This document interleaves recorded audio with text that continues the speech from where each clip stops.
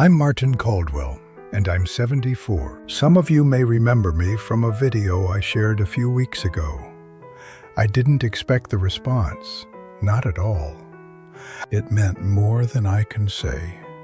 Thank you for listening, and thank you for writing to me. But today, I need to talk about something I didn't include back then. Something quieter, more personal. Something that changed the way I understand love and marriage. Please stay with me, because what I'm about to share might spare you a kind of heartbreak that doesn't fade with time. My wife, Evelyn, and I were married for 41 years.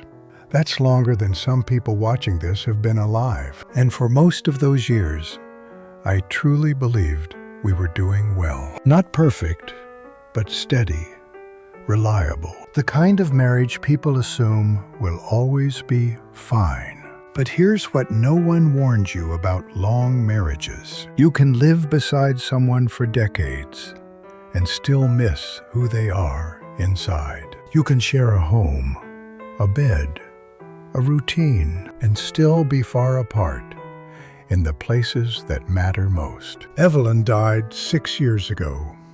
Pancreatic cancer, diagnosed in March, gone by July. 4 months from normal life to goodbye. In her final weeks, lying in that hospice bed, she said something I think about every single day. She said, "Martin, we spent too many years trying to be right instead of trying to be close." At first, I didn't know what to do with that. I got defensive. I told myself we had a good marriage. We didn't shout. We didn't create drama. We built a life. But that was the problem. We built a life, and somewhere along the way, we stopped building us. We got used to each other, and I mistook that for connection. For years, Evelyn would offer small invitations, ordinary things. Let's try a pottery class together. Why don't we dance again like we used to? Remember when we stayed up late just talking? And nearly every time, I had a reason ready. I was tired, I was busy, money was tight, it wasn't practical. It wasn't that I wanted to hurt her. I just assumed there would be time later. I treated those moments like they were optional, like they didn't really count. I told myself the important things were the big ones. Working hard, staying faithful, paying the bills, showing up during crises. I thought that was love. And yes, those things matter. But what I didn't understand, what I learned too late, is that love doesn't survive on big promises alone. Love is built in tiny choices. The conversation you don't rush through at breakfast. The walk you take with no destination. The way you listen when your partner is sharing something that seems small, but isn't small to them. I stopped doing those things. Not in one dramatic moment. It faded gradually. So gradually, I barely noticed. One missed conversation became two. One "not tonight" turned into a habit. One "we'll do it later" turned into months, and then years. And Evelyn, because of who she was, adapted. She stopped asking me to dance. She stopped suggesting we learn something new together. She stopped reaching for the deeper talks. She found friends. She found hobbies. She built a life that didn't require me to show up emotionally. And we became polite, responsible, civil, like two people sharing a roof and a schedule while living beside each other, alone. I told myself it was normal. I told myself this is what long marriages become. The excitement fades. Routine takes over.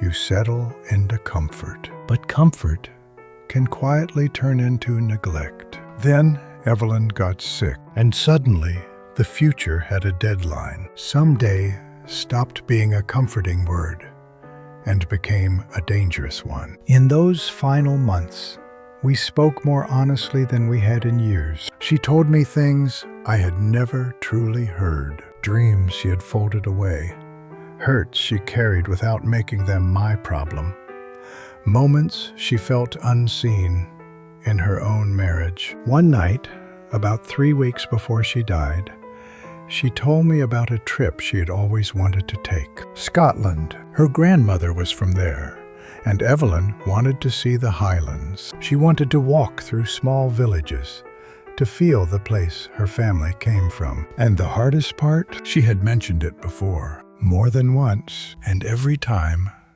I brushed it aside. It's too expensive. This isn't a good year. Maybe when things calm down. Maybe when we retire. We never went. And now, we never would. I asked her, why didn't you push harder? Why didn't you insist? Why didn't you demand it? And do you know what she said? She said, because I didn't want to pressure you into something your heart wasn't in. I wanted you to want it with me. That sentence broke me because she was right. She didn't want a trip out of obligation. She wanted me to share it, to care because it mattered to her, to feel excited, simply because she was excited. And I couldn't even give her that. So please hear me now. The biggest threat to most relationships isn't always a dramatic betrayal. It's indifference. It's slowly taking each other for granted. It's the quiet erosion that happens when you stop trying. You stop asking questions because you think you already know. You stop making effort because you assume your partner will always be there. You stop prioritizing connection because you believe you'll have time later. And one day you look over and realize you've been living beside someone you no longer truly know. Or worse, they're gone, and you never got the chance to truly know them at all. After Evelyn died, I found a journal in her nightstand. She'd been writing in it for years, and reading it felt like discovering a whole person I had lived with, but never fully seen. She wrote about loneliness, about feeling like her words disappeared into empty air, about small moments that hurt her, times I was physically present but emotionally absent, times I chose work over her, times I stared at my phone like it mattered more than her voice. She also wrote about love, about the man she married, about hoping that version of me would return, about trying to reach me and not knowing how. I was there every day. We slept in the same bed, but emotionally, I might as well have been a world away. And the part that still ruins me is this. It wasn't malicious. I wasn't trying to hurt her. I simply got careless. I convinced myself that being around was the same as being engaged. I thought providing was enough. I thought not doing anything wrong was the same as doing things right. But relationships rarely end because of one dramatic failure. They fade because of 1,000 small neglects. So if you're in a relationship right now, ask yourself something honestly. When was the last time you had a real conversation with your partner? Not about schedules, not about bills, not about what's for dinner. A real conversation about dreams, fears, ideas, hopes. When was the last time you did something simply because it would make them happy? Not because it was an anniversary, not because it was expected, just because you wanted to. When was the last time you looked at them, really looked at them, and felt grateful? They're still in your life? If you can't remember, you're drifting in the same direction I drifted. Your partner won't be there forever. I know that sounds dark, but it's true. One of you will go first. And when that happens, there's no rewind, no second chance, no way to return to the conversations you postponed, no way to reclaim the trips you kept delaying, No way to say the words you assumed they already understood. Evelyn and I had 41 years, and I wasted too much of it, choosing comfort over connection, choosing to be right instead of being close, being present instead of being engaged. Please,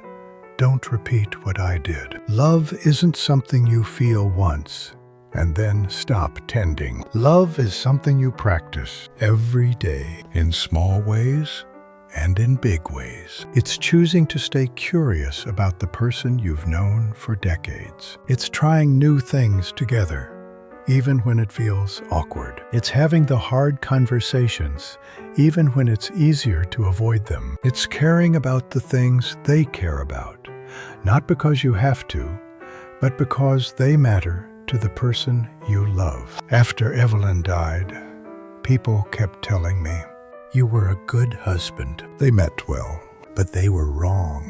I wasn't a good husband. I was adequate. I met the minimum. I didn't cheat. I didn't abuse. I didn't abandon. But that is a painfully low bar. Being a good partner means actively building closeness, choosing vulnerability, staying curious, making effort, prioritizing connection, even when you're tired, busy, or stressed. Because connection doesn't maintain itself.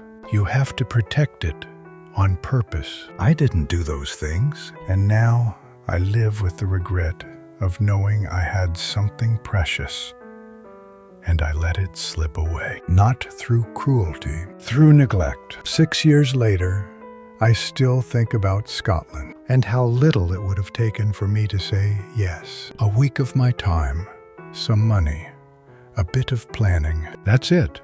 And it would have meant everything to her. I think about the pottery class she wanted, the dancing, the late night talks, all the small ways she tried to keep us close, and all the times I answered with, "Not now, not tonight, maybe later." And here's the truth. Later doesn't always arrive. If you love someone, don't wait for the perfect moment to prove they matter. Don't assume they already know. Ask about their dreams.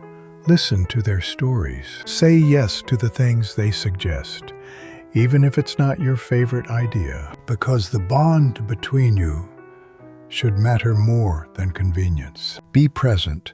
Stay curious. Be intentional, because one day you could be where I am, sitting in a quiet house, flipping through old photos, reading pages you were never meant to read this way, realizing you had everything you needed, and you didn't recognize it until it was gone. I'm not telling you this to shame you. I'm telling you this because you still have time. If your partner is still beside you, you can still have those conversations. You can still take the trip. You can still make the memories, but you have to choose them now. On my desk, I keep a photograph of Evelyn from our honeymoon, 1979. She's laughing into the sunlight, eyes narrowed, hair dancing in the wind. So full of life, so full of hope, so full of plans for the future. And I think about the woman she became, still kind, still beautiful, still generous, but with a quiet sadness in her eyes that I helped place there year after year by being there without truly being with her.